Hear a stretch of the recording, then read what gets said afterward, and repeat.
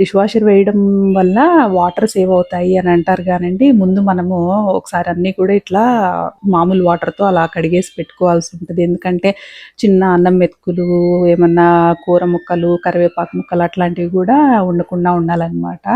అంటే dish వాషర్‌లో dust collect చేసుకునే bin ఉంటది. ఉన్నా కూడా కొంచెం చిన్నదే అనమాట. మరీ అంత డస్ట్ అయితే వెళ్ళనివ్వం గదా మనము.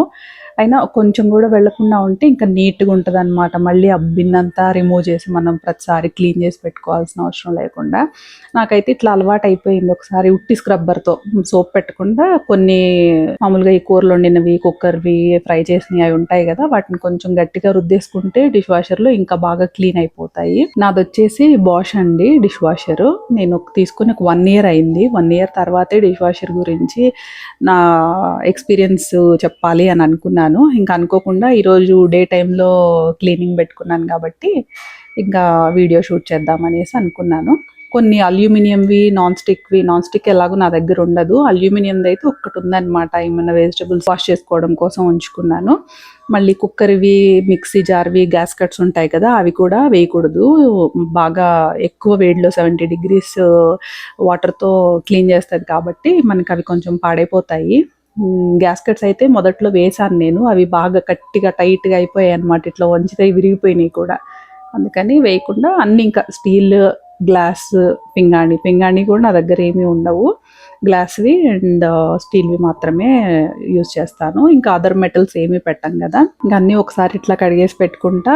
మామూలుగా హ్యాండ్ వాష్ చేయాల్సినవన్నీ చేసేసి నాకు సింక్ పైనే విండో వచ్చిందండి. ఆ విండోకి ఒక స్టీల్‌ది జాలిది ఒక హ్యాంగ్ చేశాను. ఇంకా వెట్‌గా ఉన్నయి కూడా దానిలో వేసేస్తే ఆ రిమైనింగ్ వాటర్, డ్రైన్ వాటర్ అంతా కూడా సింక్‌లోకి పడిపోతాయి.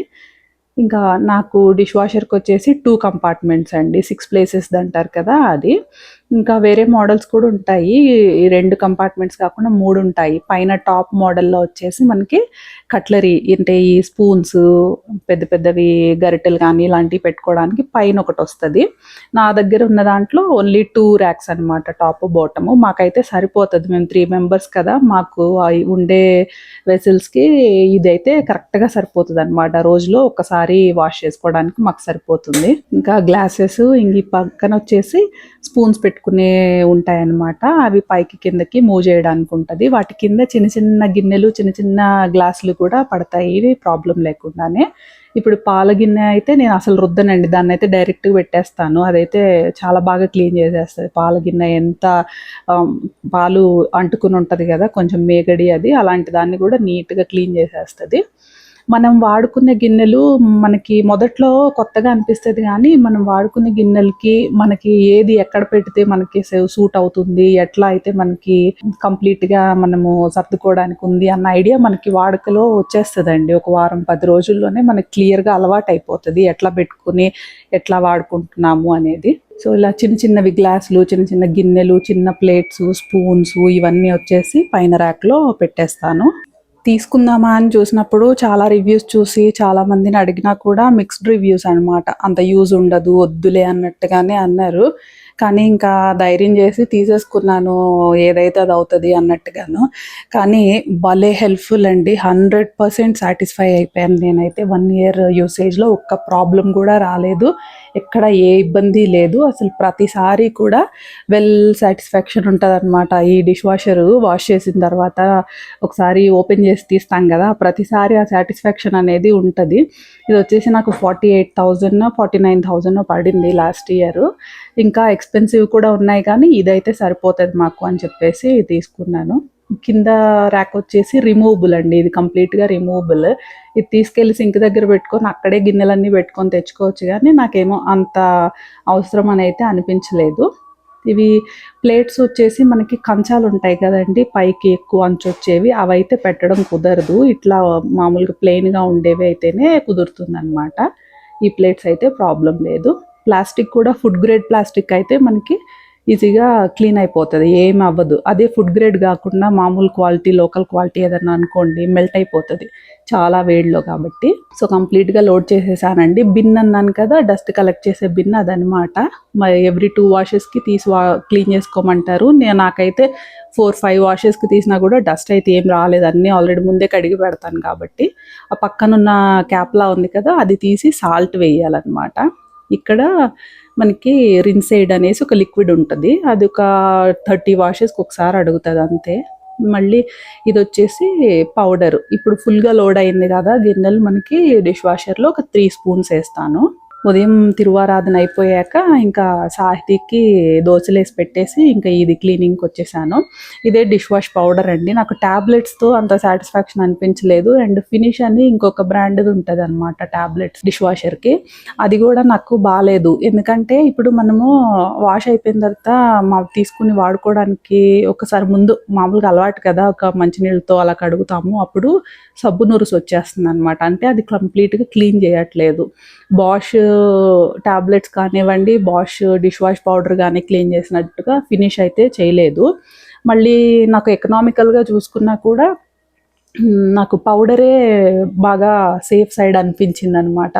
కాస్ట్ తక్కువ అవుతుంది ట్యాబ్లెట్స్ కన్నా కూడా, అండ్ వాషింగ్ పెర్ఫార్మెన్స్ కూడా నాకు పౌడర్తోనే బాగా అనిపించింది. ఇంకా ఆన్ చేసిన తర్వాత ఇక్కడ ఆప్షన్స్ ఉంటాయండి, ఇంటెన్సివ్ కడాయి అని చెప్పేసి, ఆటో అనేసి, ఇంకా క్విక్ వాష్ అని, ఇంకా వాష్ అయిపోయిన తర్వాత ఒకసారి మళ్ళీ రిన్స్ చేయడానికి ఎక్స్ట్రా రిన్స్, దాంతోపాటుగా కొన్ని ఎండిపోయినవి ఉంటాయి కదా, కొంచెం లేట్గా అట్లా పెడుతుంటాము కడగకుండా నానకుండా ఉన్నవి, అవి ప్రీ వాష్ అని 15 మినిట్స్ పెడితే 15 మినిట్స్ వేడి నీళ్ళతో నానబెట్టేస్తుంది.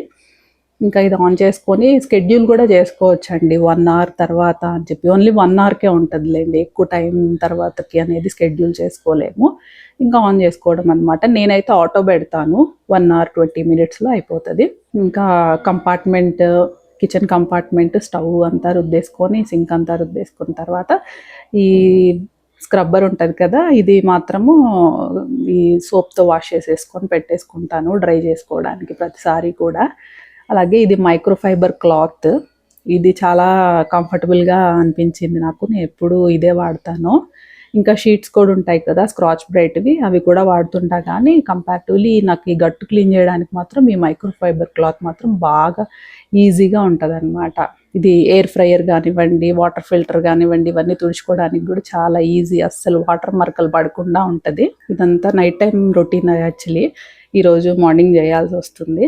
స్టవ్ అయితే మనము హార్డ్ స్క్రబ్బర్ పెట్టి రుద్దితే ఇది గ్లాస్ టాప్ కదా, గీతలు పడిపోతాయి. అందుకని కొంచెం జాగ్రత్తగా స్పాంజ్ టైప్ది పెట్టి రుద్దుతుంటా. అయినా అంతగా రుద్దాల్సిన అవసరం ఏమి ఉండదు, ఆయిలే ఉంటుంది. కొంచెం క్లాత్ మీద సోప్ వేసుకొని రుద్దినా కానీ ఆయిల్ మరకలు అవి పోతుంటాయి అన్నమాట.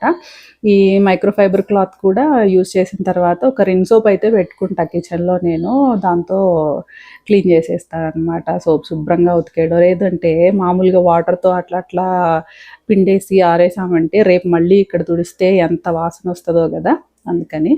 ఇంకా ఇక్కడ ఈ గట్టంతా కూడా క్లాత్తో తుడిచాను కదా, ఇక్కడ ట్యాప్కి అందుబాటులో ఉంటుంది కాబట్టి ఇక్కడంతా మళ్ళీ వాటర్ కొట్టేసి ఈ వైపర్తో లాగేస్తాను. అయిపోయిన తర్వాత శుభ్రంగా చేతులు అయితే మళ్ళీ మామూలు హ్యాండ్ వాష్తో, డెటాల్ హ్యాండ్ వాష్ వాడుతుంటాము, దాంతోనే వాష్ చేసుకుంటాను. ఎందుకంటే మామూలుగా చాలా వరకు నేను చూసినప్పుడు రిన్ సోప్తో కానీ విమ్తో కానీ ఏమన్నా కడిగేసిన తర్వాత ఎలాగూ సోప్తోనే కదా కడుక్కున్నామని అట్లా వెళ్ళిపోయే వాళ్ళు కూడా ఉన్నారనమాట, బిగినర్స్ కానివ్వండి. అలా చేస్తేనే మనకి ఏవో ఒకటి హ్యాండ్ స్కిన్ అనేది కొంచెము హార్డ్ అవ్వడం, రఫ్ అవ్వడం, అలాంటి ప్రాబ్లమ్స్ వస్తూ ఉంటాయి. ఇప్పుడు మొత్తం క్లీన్ అయిపోయిందండి. రైస్ పెట్టేసి ఇవాళ వెజిటబుల్స్ ఏం లేవు, అసలు కంప్లీట్గా అయిపోయాయి వెజిటబుల్స్, ఏమీ తెచ్చుకోలేదు ఇంకా. ఈరోజు వెళ్ళాలి ఈవినింగ్ వెజిటబుల్స్కి. అయితే రైస్ పెట్టేసి మామిడికాయ పప్పు చేశాను అనమాట. మ్యాంగోస్ అండి నేను పీల్ చేసి చిన్న చిన్న ముక్కలుగా చేసేసి ఫ్రీజర్లో పెట్టేస్తాను. నాకు చానాళ్ళు వచ్చేస్తాయి. మామూలుగా పప్పు చేసిన సాంబార్, రసము వీటిల్లో అన్నిట్లో కూడా ఆ ముక్కలే వాడతాను నేను. చింతపండు అనేది వెరీ రేర్ అసలు 1 ఇయర్‌లో మొత్తంలో ఒక 4, 5 సార్లు ఏమన్నా ఏదైనా పులిహోరకి అట్లా వాడతానేమో గానీ కర్రీస్‌లో అయితే ఒక 4, 5 టైమ్స్ అంతే. అంతకన్నా ఎక్కువైతే వాడను చింతపండు. అన్నిటికీ ఇది రాతి చిక్కుడుకాయలు వస్తాయి కదా! అవి వచ్చే టైంలో అవి, మామిడికాయలు వచ్చినప్పుడు మామిడికాయలు, అయినా మామిడికాయలు స్టాక్ చేసి పెట్టుకుంటాను. ఇంకా నైవేద్యం స్వామివారికి నైవేద్యం పెట్టి ఇంక మేము భోజనాలు చేసుకున్నాము. ఇంకా డిష్ వాషర్ కంప్లీట్ అయిపోయిన తర్వాత ఇదండి పొజిషను. మొత్తం అన్నీ కూడా ఇట్లా క్లీన్ అయిపోయి ఉంటాయి. పాలగిన్ని చూపించాను కదా ముందు, అసలు ఏం రుద్దకుండా పెట్టేశాను. నీట్‌గా క్లీన్ చేసేస్తది ఇట్లా. అయితే ఒక్క ప్రాబ్లమ్ వచ్చేసండి, మిక్సీ జార్ ఉంటుంది కదా, దానికి పైన మనకి నీళ్లు నిలుస్తాయి. కొంచెం అయిపోయిన వెంటనే తీసేసి దాన్ని కాస్త కడిగేసి పెట్టుకోవాల్సి ఉంటుంది. అడుగు వైపున పైన నీళ్లు నిలుస్తాయి.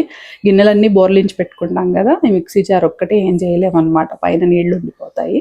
సో అయిపోయిన తర్వాత ఇంక ఇవన్నీ తీసుకోను, అన్నీ అట్లానే ఉంచేస్తా. వెంటనే తీస్తే చాలా వేడిగా ఉంటాయి, కాసేపు ఉన్నాక తీస్తానన్నమాట ఈ డోర్.